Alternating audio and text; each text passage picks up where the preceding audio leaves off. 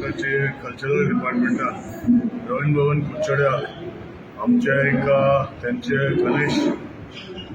भक्तांक सगळ्यांक म्हाका दिसता त्यांनी स्टेट कल्चरल फेस्टिवल म्हूण केल्लो आसा